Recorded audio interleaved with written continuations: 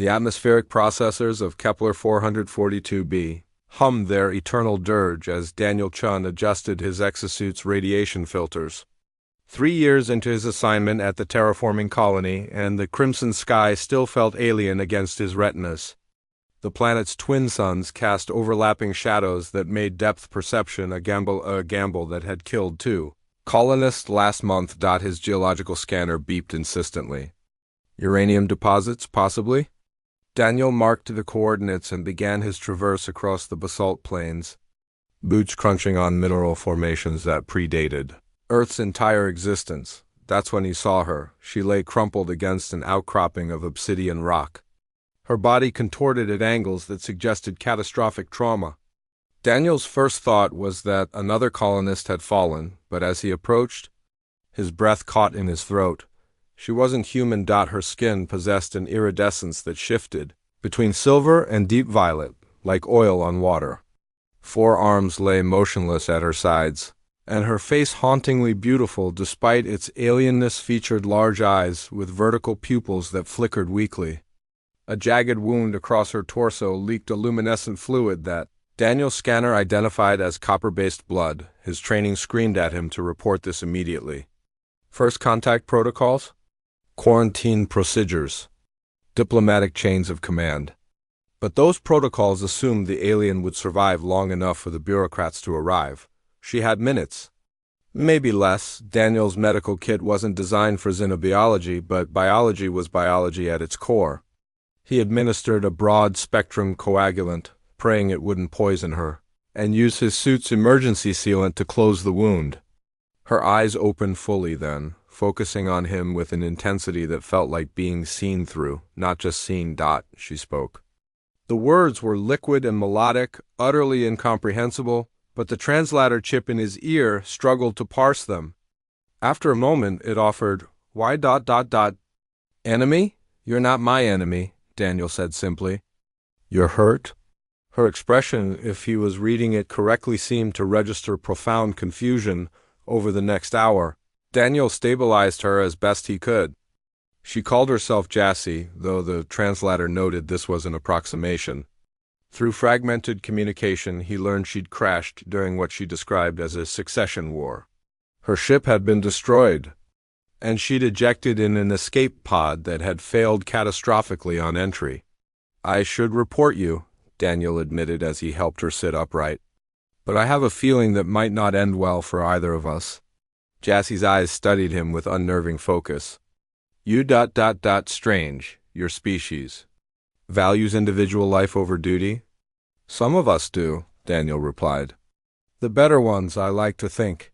He smuggled her back to his private habitat modula, small dome on the colony's perimeter reserved for senior geologists. Over the following weeks, Jassy healed with remarkable speed. Her biology fascinated Daniel. Her cells regenerated using a process that resembled controlled nuclear fusion at the molecular level. She was, quite literally, powered by the same forces that lit stars. As her strength returned, so did her guardedness. She revealed little about her people, the Verethi, except that they were ancient, powerful, and currently embroiled in civil conflict. She never mentioned her true position. Daniel found himself drawn to her in ways that transcended mere curiosity. Her mind was brilliant. She grasped quantum mechanics, concepts that took him years to understand within days of accessing his computer. She was also deeply kind in a way that seemed at odds with her obvious military training. When she thought he wasn't looking, he'd catch her watching Earth documentaries with an expression of profound longing. "Your world is beautiful," she said one evening as they watched footage of rainforests. "So much life concentrated in harmony. My people, we spread across the stars but lost something essential. We forgot how to live close."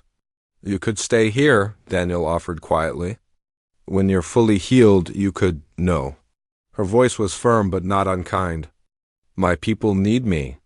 The war must end or millions will die." 2 months after he'd found her, Jassy's people came. Their ship appeared without warning, a construct of impossible geometries that made Daniel's eyes water to observe. Verethi soldiers materialized in his habitat using transportation technology that bypassed every security system the colony possessed, but they didn't come as invaders. They came on their knees. "Sharathan," the lead soldier said, pressing his forehead to the floor before Jassy. The translator rendered it as Eternal Sovereign or possibly Star Mother. Daniel's blood ran cold. "Jassy?" She stood with a grace that suddenly seemed regal rather than merely refined. "I am Jassy Tharaven, Queen Ascendant of the Verethi Imperium. The war was an assassination attempt by my uncle's faction. I fled to lead him away from civilian centers, and my ship was destroyed here. You're a queen." Daniel's voice was hollow. "And I've been hiding you in a prefab dome, feeding you protein bars?" Her expression softened. "You saved my life when you gained nothing from it. You treated me as an equal when you could have exploited a diplomatic opportunity. You are extraordinary, Daniel-chun."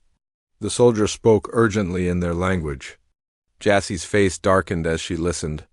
Finally, she turned to Daniel. "My uncle has discovered my location. He's coming with a battle fleet. If his forces reach this planet, your colony will be destroyed as collateral. 20,000 human lives erased to hide evidence of his treason. What are your orders, Sharathan?" the soldier asked. Jassy's eyes never left Daniel's face. "Evacuate the human settlement. I will remain here and transmit my location. When my uncle arrives, I will end this war." Daniel's tactical mind caught up quickly. "You mean you'll let him kill you? That's your plan? Martyrdom to unite your people against him?" "Yes," she said simply. "A dead queen is more powerful than a living pretender. My death here will expose his brutality and rally the loyalist factions. The war will end within weeks." "Absolutely not." Daniel moved between her and the soldiers. "There has to be another way. There isn't.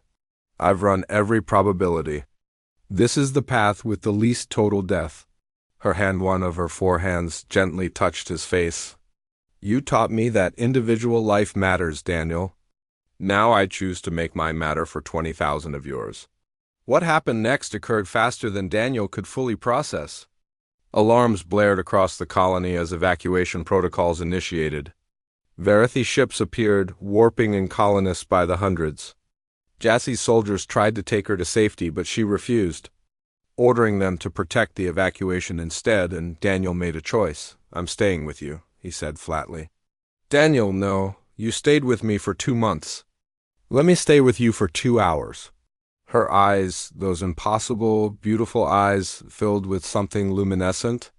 Tears, perhaps, or some Verethi equivalent. "You will die, maybe, but you won't die alone." The uncle's fleet arrived like a swarm of locusts, blotting out the twin suns. But Jassy had already transmitted everything: her location, her uncle's treachery, her willingness to sacrifice herself for an alien species he'd tried to destroy. The universe watched.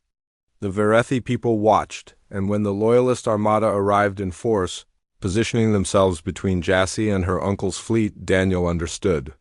She'd gambled that exposure would turn the tide faster than her death. She'd been willing to die, but she'd also prepared to survive. The Civil War ended not with her death, but with her uncle's surrender when his own commanders defected rather than fire on their queen. Later, as Verethi engineers rebuilt the damaged sections of the colony as reparation, Jassy found Daniel on the observation deck. "You changed my calculation," she said softly. "By staying, you gave me a reason to fight for survival instead of embracing martyrdom. You saved my life twice, Daniel-chun, first from physical death, then from spiritual death." Daniel smiled. "You know, there's an Earth saying about that. Save someone's life, and you're responsible for them forever." Jassy's eyes glimmered with humor. "Then I suppose we're mutually responsible.